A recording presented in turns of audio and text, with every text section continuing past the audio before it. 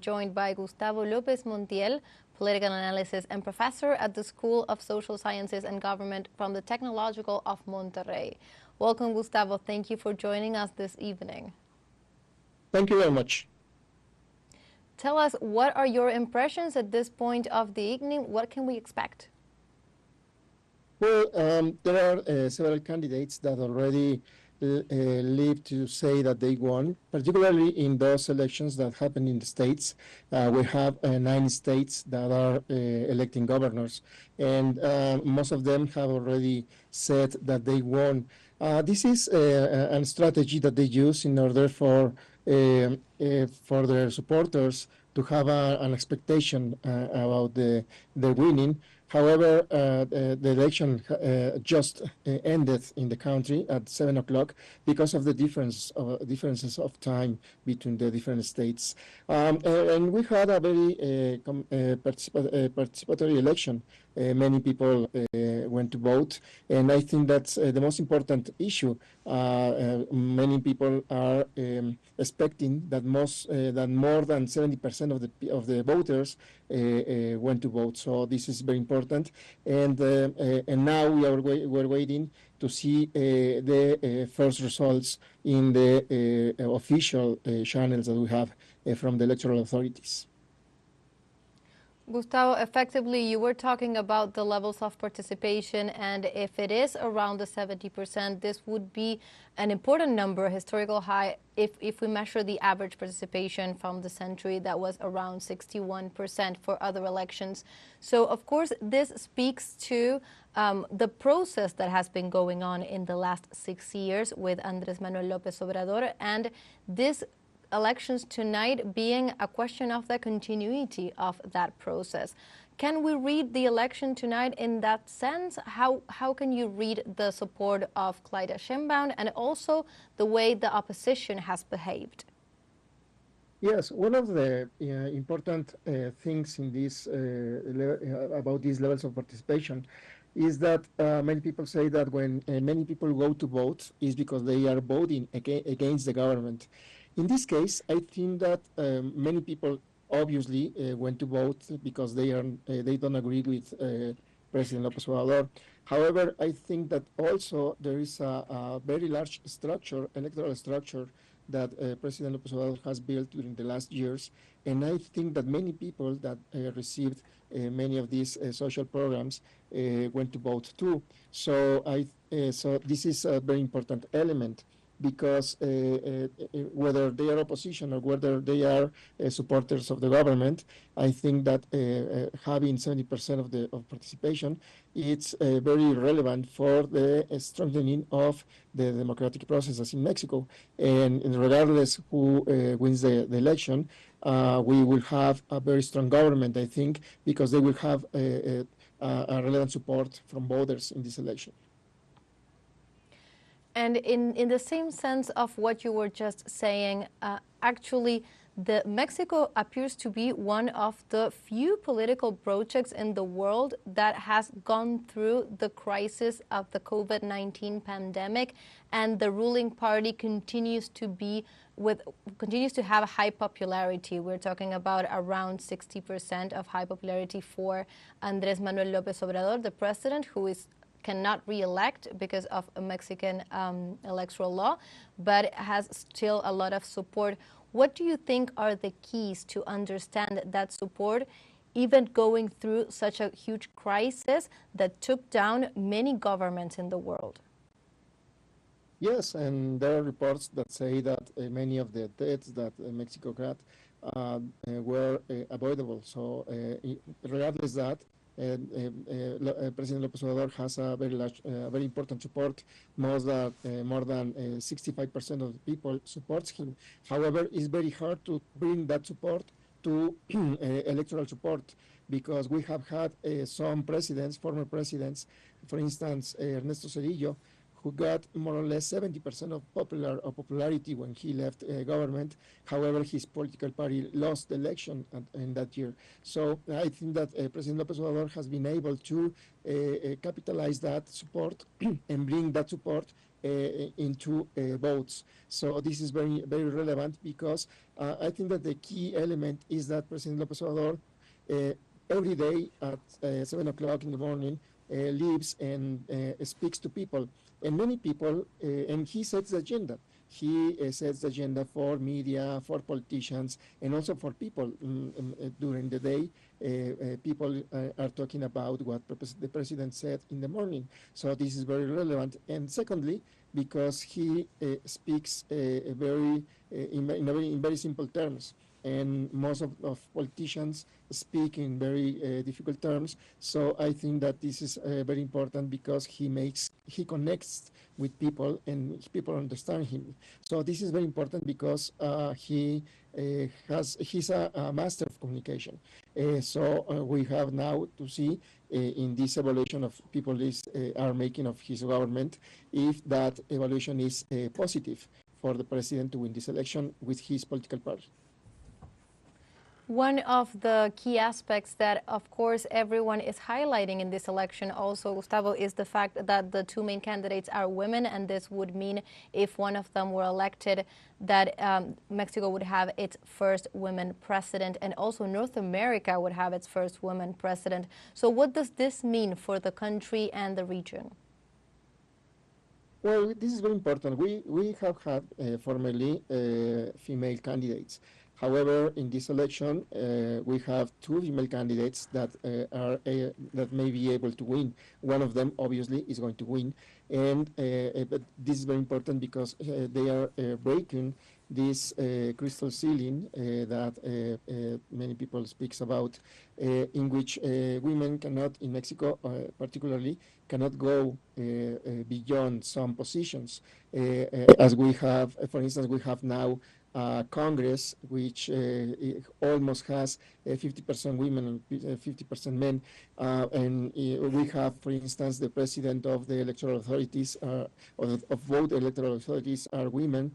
And many positions, for instance, the president of the judicial power and the legislative power are also female. So if we have we are going to have a female president, and this is very important because that will bolster female participation not only in politics but also in private enterprises and in society as such.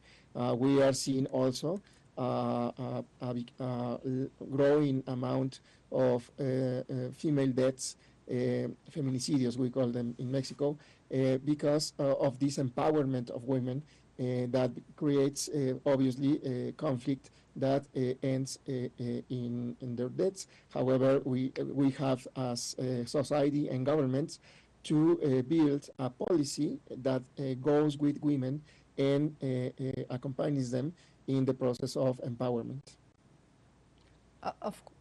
Of course, and this has, of course, to do with the fact that more legislation, right, is needed and is focused on targeting this specific deaths and violence targeting women. So you were mentioning, Gustavo, before that, of course, besides the presidential election, also 9 districts, including the city of Mexico, are choosing their authorities. Let's get a little bit deeper into the dispute that has been going on in the city of Mexico, one of the most important districts for Mexico. What can you tell us about what's going on there and what could we expect as the results come along? Well, we have 9 states that have elections for governor. Mexico City and, for instance, Veracruz and Jalisco have the largest electoral lists. So for that reason, they are very important. We have also Puebla, which maybe Morena is going to win, and also other states like Chiapas and Yucatan and Guanajuato. Yucatan and Guanajuato have always been pan states, opposition states. However, Mexico City is one of the most important places. Mexico City has 7 million voters. So if Morena wins, the winning of the presidency will be easier. However, if the opposition wins Mexico City, that will represent difficulty for Morena winning the presidential election, because the votes that Mexico City has are very important votes, and also because Mexico City is a state in which Morena and formerly the PRD have governed during the last 24 years. So if they lose Mexico City, that would be a very important impact for Morena, and also for Veracruz. Veracruz is the fourth electorate in Mexico. So this is Veracruz is very important because it's a large region, and the support of Veracruz in financial terms and also in votes, it's relevant because Veracruz has more or less 4 million voters, so it's also a very important state. And also Jalisco. Jalisco is a state governed by Movimiento Ciudadano, Citizens Movement, which is an opposition party. However, in this election, the Morena candidate was very close of this of MC candidates, and we have other states, Guanajuato and Yucatan, who have been always pan states, and also we have Chiapas, which is is the poorest state in Mexico, one of the poorest, and also has had many problems of violence during the last years. So Chiapas is a Morena state. I think they are going to win there. However, these states are very important because if Morena loses some of these states, the political balance is going to represent difficulties for Morena during the next years.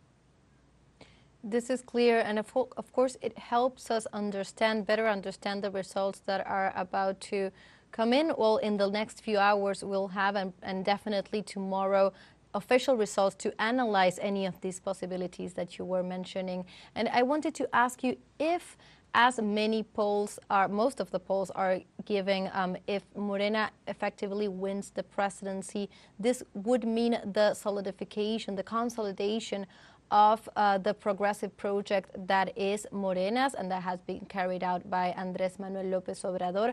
As you were saying, he became a very important leader in the country, but also in the region. What do you think would be the impact of this in a regional perspective? How could this impact Latin America, the Caribbean, the relationship with the United States? Yes, if Claudia Sheinbaum wins the election, she also has to win the Congress, because the Congress is very relevant for their policies to be carried out. If she loses the Congress, or if she gets a limited majority in Congress, that will make very difficult for her to negotiate her reforms, because some of the agenda has been set by President López Obrador formally, and then she will have to negotiate with opposition parties in order to carry out that agenda. In regional terms, yes, President López Obrador has been very important for some countries, for some regions. Central America, for instance, he has been applying a policy in which he is giving money to some Central American states in order to stop, to create conditions, labor conditions in those countries, in order to stop the flows of immigration that come from Central America into Mexico to go to the States. And then if Claudia Sheinbaum wins, she has said that she will continue supporting these Central American countries.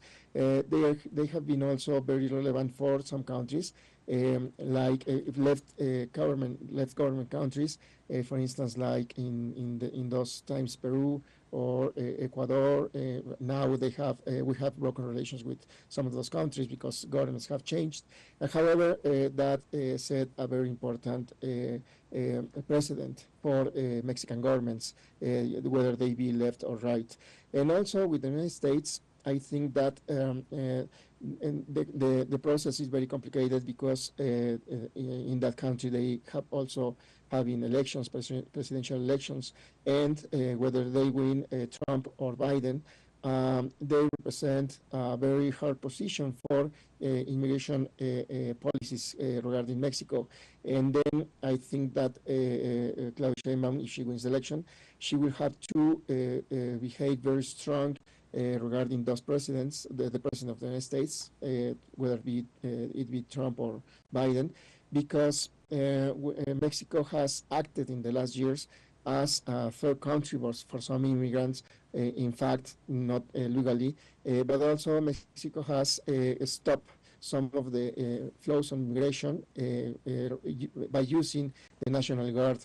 So I think that we have to go on different policies in agreement with the United States, and I think that it will be very difficult because both candidates, Trump and Biden, are making very important promises to their electorates, and if they whether they win the election, whether they if Trump or Biden wins the election, they will have to honor those promises with their electorates, and I think that they will be very strong for Mexico and Mexico relations. Excellent, Gustavo. We want to thank you for your participation in this special edition of Mexico Decides 2024. It's been a pleasure to have you in this important day.